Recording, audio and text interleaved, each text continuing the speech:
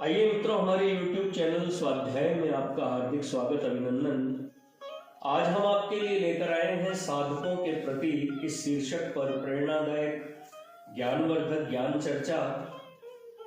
अगर आपने हमारे चैनल को लाइक और सब्सक्राइब नहीं किया है तो आपसे निवेदन है, कृपया चैनल को लाइक और सब्सक्राइब अवश्य करें।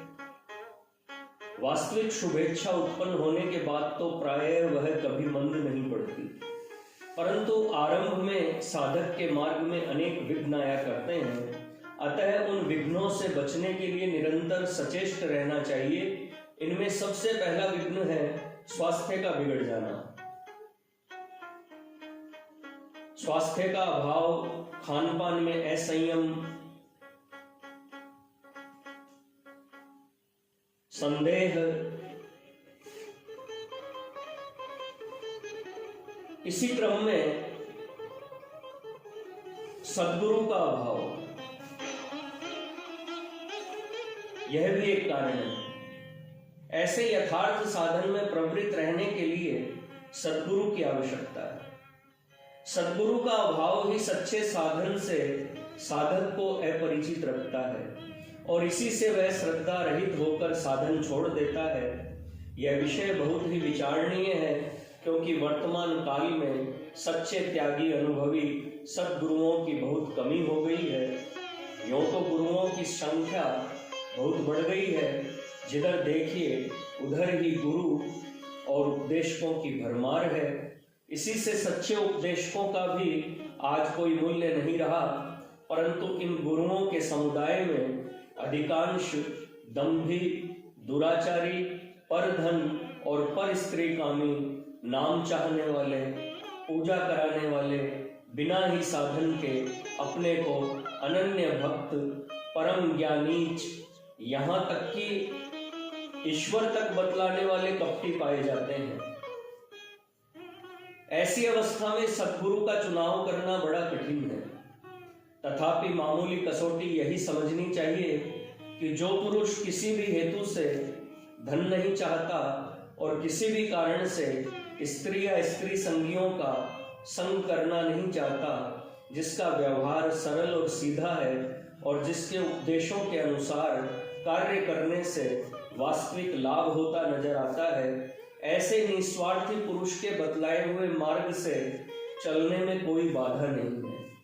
धन, स्त्री, मंत्र, यंत्र, भूत, प्रेत, चमत्कार आदि की बातें करने, चाहने, समझाने और प्रचार करने वाले पुरुषों से दूर रहना अच्छा है। परंतु किसी अच्छे पुरुष को पाकर उसके बतलाए हुए साधन को छोड़ना भी नहीं चाहिए। जहां तक उसमें कोई भारी दोष न दिखे, वहां तक उस पर संदेह न करके साधन में लगे रहना चाहिए। नित्य नए गुरु बदलने से साधन में बड़ी गड़बड़ी मच जाती है, क्योंकि अच्छे पुरुष भी भिन्न भिन्न मार्गों से साधन करने वाले होते हैं। लक्ष्य एक होने पर भी मार्ग अनेक होते हैं। आज एक के कहने से प्राणायाम शुरू किया, कल दूसरे की बात सुनकर हठ योग साधने लगे, परसों तीसरे के उपदेश से नाम जप आरंभ किया, चौथे दिन चौथे के व्याख्यान के प्रभाव से वेदांत का विचार करने लगे। इस तरह जगह जगह भटकने और बात बात में साधन बदलते रहने से कोई सा साधन भी सिद्ध नहीं होता। इसलिए साधन में सद्गुरु की आज्ञा अनुसार एक निष्ठा और नियमानुवर्तिता की बड़ी आवश्यकता है। नियमानुवर्तिता का अभाव, नियत समय पर सोना उठना, भोजन करना मन के एकाग्र होने में बड़े सहायक होते हैं। नियमानुवर्तिता का अभाव साधन में एक विघ्न है। कोई नियम न रहने से दिनचर्या में बड़ी गड़बड़ी रहती है। जीवन भी इसी तरह गड़बड़ी में बीतता है। दिन रात के 24 घंटों में कम से कम 3 घंटे का नियत समय ईश्वर चिंतन और ध्यान के लिए अलग रखना चाहिए। किसी अड़चनवश एक साथ लगातार इतना समय न मिलता हो तो प्रातःकाल और सायंकाल दोनों समय मिलाकर समय निकालना चाहिए। परंतु यह स्मरण रखना चाहिए कि समय, स्थान, आसन और प्रणाली में सहसा परिवर्तन न किया जाए। प्रसिद्धि साधन में एक बड़ा भारी विघ्न साधक की प्रसिद्धि होती है। जब लोग जान जाते हैं कि अमुक मनुष्य साधन करता है, तब उसके प्रति स्वाभाविक ही कुछ लोगों की श्रद्धा हो जाती है। जिनकी श्रद्धा होती है वे समय समय पर मन, वाणी, शरीर से उसका आदर करने लगते हैं। जिन्हें आदर, मान आदि प्रिय नहीं होते, वे मनुष्य संसार में सदा से ही बहुत थोड़े हैं। साधक भी मनुष्य है, उसे भी आदर, मान, प्रतिष्ठा आदि प्रिय प्रतीत होते हैं। अतएव ज्यों-ज्यों उसे इनकी प्राप्ति होती है, त्यों ही त्यों उसकी लालसा अधिक लोगों से अधिक सम्मान प्राप्त करने की होने लगती है। इससे परिणाम में उसका ईश्वर संबंधी साधन सम्मान, प्रतिष्ठा आदि प्राप्त करने के साधन रूप में बदल जाता है। जिस कार्य, जैसी बोलचाल, जैसे आचरण, जिस तरह की कार्यवाहियों से सम्मान मिलता हो, बस उन्हीं को करना उसके जीवन का लक्ष्य बन जाता है। इससे ज्यों-ज्यों उसका परमार्थ साधन घटता और छूटता है, त्यों ही त्यों उसका तेज, निःस्पृहता, उदासीन भाव, उसकी सरलता, ईश्वरीय श्रद्धा, परमार्थ साधना नष्ट हो जाती है। उस हृदय में लोगों को रिझाकर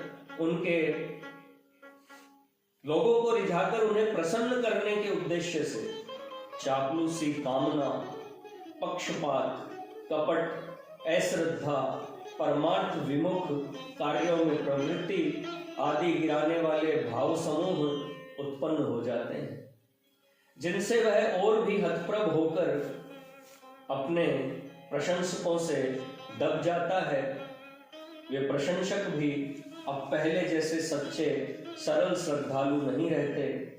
उनके आदर मान देने में भी कपट भर जाता है। शेष में दोनों ही परमार्थ से सर्वथा गिरकर पाप पंख में फंस जाते हैं। शुभ कर्म और सदाचरण करने वाले के विरोधी तामसी प्रकृति के मनुष्य भी संसार में सदा से रहते हैं। उनका द्वेष तो पहले से रहता ही है। इस समय साधक और उसकी मंडली को सब प्रकार हीन पुरुषार्थ देखकर उन्हें विशेष मौका मिल जाता है। वे इन्हें छल बल कौशल से और भी गिराने की चेष्टा करते हैं, जिससे परस्पर वैर ठन जाता है। दोनों ओर की शक्तियां एक दूसरे के छिद्रान्वेषण और उन पर मिथ्या दोषारोपण कर उन्हें नीचा दिखाने और गिराने में ही खर्च होने लगती है, जिससे जीवन कष्ट और अशांतिमय बन जाता है। साधक का सत्वमुखी हृदय इस समय तमसाच्छादित होकर क्रोध, मोह और दंभ से भर जाता है। इन सब दोषों पर विचार कर जहां तक बने, साधक प्रसिद्ध होने की चेष्टा कदापि न करे। अपने साधन को यथासंभव खूब छिपावे। उपदेशक या आचार्य का पद कभी ग्रहण न करें।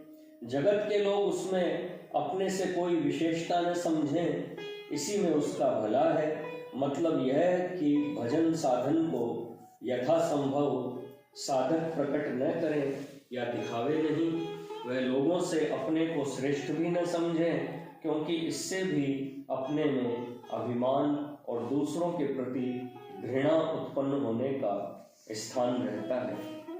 जो साधक अपने साधन की स्थिति से अपने को ऊंचा समझता या लोगों में प्रकट करता है, वह तो गिरता ही है, परंतु वह जितना है उतना भी प्रकट करने में उपरयुक्त प्रकार से गिरने का ही भय रहता है।